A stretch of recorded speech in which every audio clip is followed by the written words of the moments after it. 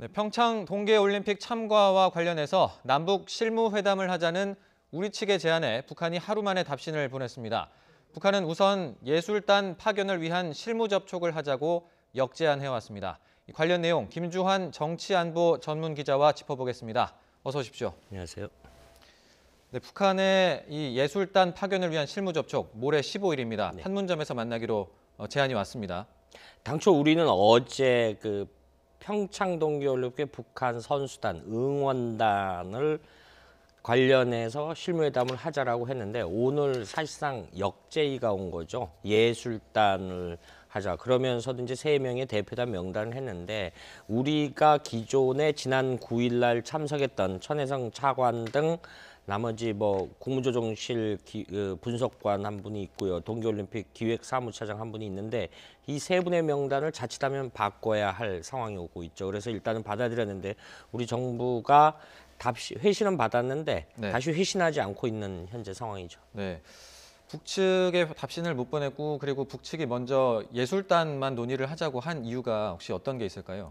사실은 일단은 통일부 당국자들이 비공식 하는 얘기가 아마 예술단 공연을 하면은 공식 올림픽 프로그램 이외에 여러 가지 무대 장치라든가 이런 거를 하기 때문에 그러니까 쉽게 말해서 기술적인 문제 때문에 준비할 것이 그래서 먼저 제의하지 않겠느냐라고 했는데 사실은 우리가 당초 생각하는 것과 결이 약간 달라진 거죠. 네. 그러니까 우리가 지난 10월 9일 날 밤에 고위급 회담할 땐 세계양을 하면서 여러 가지 하는데 우리는 포인트가 이제 평창 동계올림픽을 이제 북한이 참가를 하고 좀 더 평화로운 스포츠 제전으로 꾸미려고 그런 일환에서 접촉을 하는데 북한이 약간 평창 동계올림픽보다 결이 약간 궤도에서 약간 이탈한 듯한 이런 모양새를 보였다. 그래서 아직까지 오늘 오후 4시까지 남북한 연락 채널이 있는데 네. 원래 하루 2차례씩 연결을 하게 돼 있는데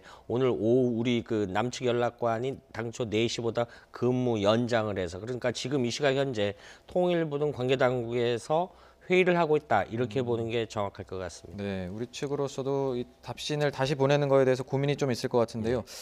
일단 실무 대표단 예술단과 관련해서 실무 접촉을 할 북측의 명단이 발표되지 않았습니까? 4명. 3명이죠. 아, 3명이요. 네. 어떤 인물들인지 한번 좀 짚어주시죠. 그런데 그 3명 중에 이제 이 남북 관계를 공부하는 사람들이 가장 눈에 띄는 인물이 저도 아까 긴급 기사가 들어서 확 들었던 게 현송월 네. 모란봉 관현악단 단장. 네. 그냥 어떤 관현악단 단장이라기보다도 북한에서 가장 이른바 실센 여성 3인방이 있습니다. 네. 김정은 위원장의 부인이 이설주 네. 있고 그다음에 여동생인 노동당 선전성동부 제1부부장으로 있는 여동생인 김여정 네. 그리고 현성월 김정은 위원장보다 한 5살 많다라고 오는데 왜 유명해졌냐면은 김정은 위원장이 10대 때 스위스에서 유학을 하고서 아버지 김정일 때 당시 이런 예술단 공연을 보는데 거기 굉장히 눈에 드는 여성이 있었죠. 네. 그런데 5살 연상인데 네. 당시 결혼을 했던 여성으로 알려지고 있죠. 네. 그러니까 쉽게 말해서 김정은 위원장이 예대인인데 결국은 그런데 아버지 김정일 때 이렇게 떼어놨다라는 얘기인데 그런데 2015년 12월 12일일 겁니다. 베이징에서 모란봉 관현악단이 공연 시작 3시간 앞두고 공연이 전격적으로 취소됐죠. 네. 취소돼서 굉장히 거기서 정치적 발언도 하고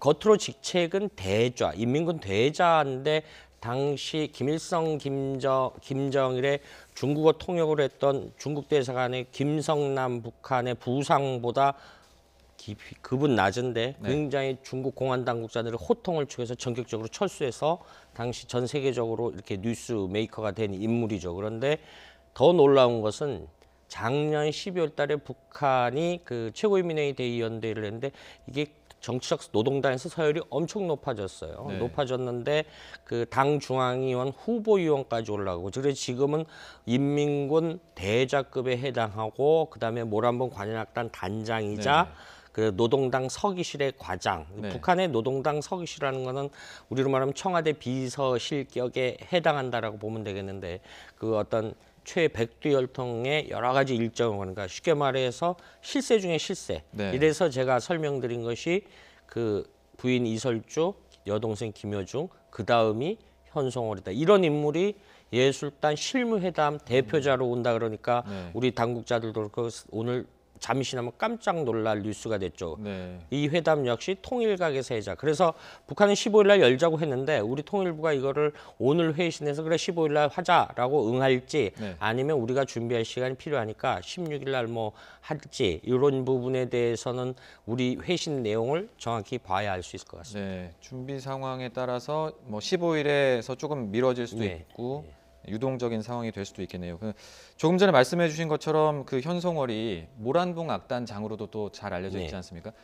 이번에 이 현송월이 온다는 거는 모란봉 악단이 올 확률이 높다 이렇게 볼 수 그렇죠. 있을까요? 그 모란봉에 대해서 이제 그 잘 모르는 이제 그 시청자들 위해서 평양에 있는 산봉우리 이름이 모란봉입니다. 아, 네. 그 어떤 그 평양의 그쪽이 과거 서북지방인데 우리 영남지방, 호남지방 하듯이 서북지방이죠. 그 중에 서북지방의 한 산봉우리 중에 하나가 모란봉인데 어떤 평양을 상징하는 어떤 북한을 상징하는 그런 상징성으로 했는데 정식 명칭은 모란봉 관현악단. 네. 그런데 이 악단이 2012년 김정은 위원장이 짓고 나고 첫 해에 만들어서 그 이전에 아버지 때 뭐 피바다 악단이라든가 여러 가지 이 예술단들이 있었어요. 그런데 이것이 군복 지금 나옵니다만은 위에는 군복이죠. 그런데 네. 짧은 치마에 어떤 주로 노래는 어떤 북한 정권의 체제에 선전하는 노래도 불렀는데 네네. 저렇게 화성 15형 북한의 미사일이 올라가고 네. 지금 나오는 것은 공훈 국가 합창단이라고 그래서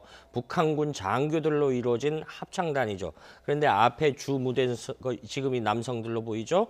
이분들은 공훈 국가 합창단, 북한군 군인들로 이루어진 합창단인데 네. 어쨌든 저런 식으로 해서 과거에 팝송이라든가 클래식 네. 연주도 하고 그랬죠. 네네. 이런 부분이 해서 굉장히 북한판 걸그룹이다 이렇게 칭호하는 게 옳을 것 같습니다. 물론 저 말고 그 어떤 김정일 위원장 때 만들었던 그 경음악단 왕재산 경음악단이라고도 있습니다. 그런데 보다 더 그 현대화 시켰다고 할까요? 아니면 서방 세계의 어떤 음악 주류의 그 모양새를 닮아가고 있다고 할까요? 뭐 그런 식인데 대부분 예술단 출신들은 평양의 금성제일중학교라고 우리로 말하면 뭐 예고 계통의 그런 전문가 육성하는 학교들이 있습니다. 네. 거기 출신들이라고 보면 됩니다. 조금 전에도 말씀해 주셨지만 이렇게 화면을 보면서 얘기를 하다 보니까 지금 조금 전에도 나왔지만 배경으로 뭐 네. 미사일이 발사되는 장면을 쓴다든지 북한의 예술단이 평창에 참가하는 게 한 가지 흥행 포인트가 될 수도 있겠지만 한편으로 좀 우려되는 부분도 있을 것 같습니다. 사실 이제 지금 일각에서 나오는 것이 거의 이제 올림픽이 2월 9일 날 개막이 되죠. 그런데 우리 개막식 프로그램, 폐막식 프로그램은 이미 다 준비돼 있는데 네. 지금 일각의 전문가 그룹에서 나오는 거는 남북한 협상을 했는데 이걸 공식 프로그램으로 넣어달라라고 하면은 네. 기존 게 굉장히 많이 흐트러지게 되겠죠. 이런 부분이 하나가 있고 그리고 두 번째 이제 우려 중에 하나는 지금 말씀하신 것처럼 어떤 프로그램 내용을 우리 측 당국자하고 사전에 협의를 하겠죠. 네. 그런데 이거 전례가 있습니다. 앞서 제가 설명했듯이 2015년 12월 12일 날 베이징에서 공연할 때 중국 당국하고 다 협의를 했어요. 네. 어떤 프로그램 북한 일방적인 체제 선전하지 말아라. 어떤 중국을 비난하는 내용 하지 말아라. 그러니까 그렇게 하기로 했는데 공연을 시작하기 3시간 전에 중국 당국이 최종 확인해 보니까 그런 프로그램이 상당수 올라가 있고 우리 공연을 하면 뒤에 배경 화면에 네. 북한 미사일이 탄도미사일이 올라가는 거 핵실험하는 것들이 나왔죠. 그래서 네. 중국 공안 당국이 못하게 해서 2015년 12월에 그 파동이 빚어진 거거든요. 그때 제도 여기 취재를 했습니다. 굉장히 정치적으로 민감한 사항이 됐었죠. 그런 걸 빗대서 보면은 아무리 프로그램을 강조를 한다라고 또 이런 부분에 그리고 공연을 뭐 평창 일원에서 공연 장소 오늘 아침 일부 언론 보도는 이게 서울 시내 주요 공연장에 그 대관 업무를 정부 당국자들이 알아보고 있다라는 혹시 서울에서 공연할 것에 대비해서 네. 이런 부분이 있다라는데 어찌됐든 간에 북한 예술단이 2002년도에 온 적이 있어요. 온 적이 있고 만약에 오게 되면 2016년 만에 오는 건데 네. 그때는 규모가 작았어요. 한 30여 명. 네. 그게 서울 6.15 공동선언 2주년 행사 때 서울에서만 공연을 했는데 이건 뭐 여러 가지인데 사실은 뭐 미리부터 우리가 걱정할 필요는 없겠습니다만은 굉장히 실무적으로 준비할 게 많고 그래서 아마 그런 부분 때문에 기술적으로 북한이 선제했을 가능성이 크다. 현재로서는 이렇게 추론할 수 있는 거죠. 네. 평창 동계올림픽과 관련된 이 실무 접촉 진행 상황도 봐야 될 것 같은데 올림픽 참가와 또 연관되는 부분이 남북한 간의 군사 당국 회담이 또 걸려 있는 문제 아니겠습니까? 근데 군 통신선이 지난번에 복원됐다는 보도도 해드렸는데 정상 운영되지 않고 있다 이런 소식이 들려오고 있는데 어떤 내용입니까? 어제 국방부 당국자, 고위 당국자가 이 부분에 대해서 배경 설명을 했습니다. 저도 그 자리에 있었는데 쉽게 말해서 이제 우리 군통신선은 남북한 접촉선이 판문점 지금 연락 채널 이건 적십자 관할이 하는 거고요. 통일부 관할도 있고 그다음에 서해지구가 있고 동해지구가 있는데 지금 말하는 건 서해지구 군통신선 1월 9일 날 확인이 됐는데 1월 10일 날 아침부터 하루 4차례 남측 우리 군 당국자들과 북측 당국자들이 전화를 들고 뭐 군에 갔다 오신 분들 하지만 감도가 어떠냐, 뭐 잡으면 감도, 명도 이렇게 하는 용어들이 있지 않습니까? 거기에 준해서 해보면 잡음이 많이 들린다라고 합니다. 잡음이 많이 들리고 발음도 정확치 않고.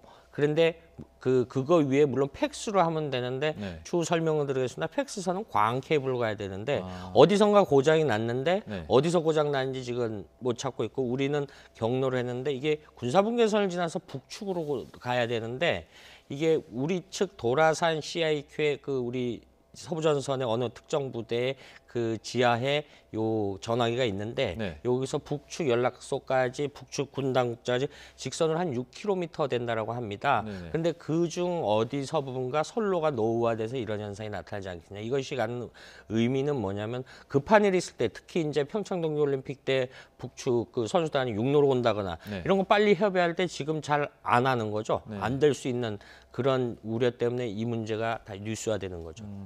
북한 측에서 그러면 뭐 문제점을 찾고 있겠지만 이걸 만약에 복구를 북한이 할 수가 있는 겁니까? 상황이 어떻게 되는 겁니까? 사실 이 동축 케이블 우리 군의 통신선 옛날에 통신선을 해서 연락을 했을 때는 2005년도 그리고 2010년도에 이제 광 케이블을 했는데 우리가 그 당시엔 쭉 선로를 우리 측에서 이렇게 선로를 이렇게 매설해 나가다가 군사분계선 지점에서 장비와 선을 케이블을 북측에 전달을 했답니다. 북측에 그게 돈으로 따지면 한 9억 한 10억 사이 돈을 줘서 북측이 자기들 군사분계선 북측 지역을 통과해서 이어지는 선을 이었는데 문제는 그렇게 하면 됩니다. 그런데 이것이 이제 대북 제재가 발효되기 시작했죠.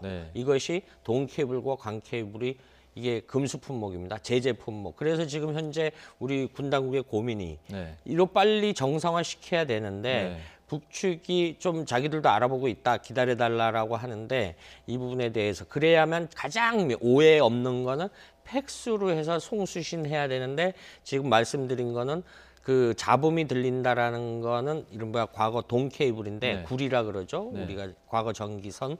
그런데 지금은 이제 광 케이블 부분이 문제가 된 거기 때문에 이 부분이 북측 팩스가 서로 연락이 안 되는 이런 상황이 있죠. 물론 이렇다 그래서 안 된다라는 건 하지만은 사실은 이제 판문점 연락 채널을 가동하고 그리고 또 그것이 설령 어떤 금수 부분이 해결한다라고 해도 이 부분은 군사분계선도 유엔사 소관이거든요. 유엔사하고 협의해야 되고 좀 이제 복잡 다기한 상황이 전개되고 현재 잠복해 있는 거죠. 그래서 만약에 군사당국 회담은 좀 신속성이라든가 이런 부분에 대해서 하루빨리 북측도 좀 성의 있게 나섰으면 좋을 것 같습니다.